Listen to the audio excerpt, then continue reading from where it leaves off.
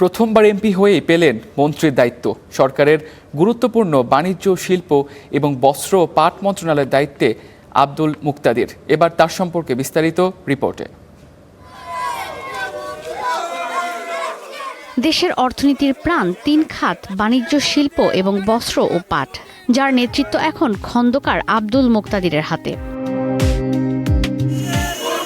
BNP সরকারের মন্ত্রিসভায় তিনি একই সঙ্গে বাণিজ্য, শিল্প এবং বস্ত্র ও পাট এই তিন মন্ত্রণালয়ের দায়িত্ব পালন করবেন।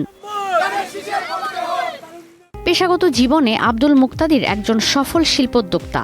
ব্যবসায়ী হিসেবে বাণিজ্য সংগঠন ও শিল্প খাতে দীর্ঘ অভিজ্ঞতার কারণে অর্থনৈতিক ব্যবস্থাপনায় দক্ষ হিসেবে পরিচিতি পান তিনি।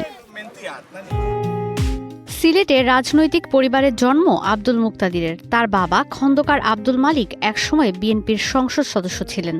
ব্যবসার পাশাপাশি রাজনীতিতে সক্রিয় আব্দুল মুক্তাদির ২৬-এর নির্বাচনে সিলেট ১ আসন থেকে প্রথমবারের মতো সংসদ সদস্য নির্বাচিত হয়েছেন। মন্ত্রিসভায় বাণিজ্য, শিল্প এবং বস্ত্র ও পাটের দায়িত্ব নিলেন তিনি। আগামীতে শিল্প খাতকে এগিয়ে নেয়ার পাশাপাশি অভ্যন্তরীণ ও বৈশ্বিক বাণিজ্য বাধা নিরসনে সক্রিয় থেকে ভূমিকা রাখতে হবে আব্দুল মুক্তাদিরকে। ঈশিতা ব্রহ্ম, স্টার নিউজ, ঢাকা।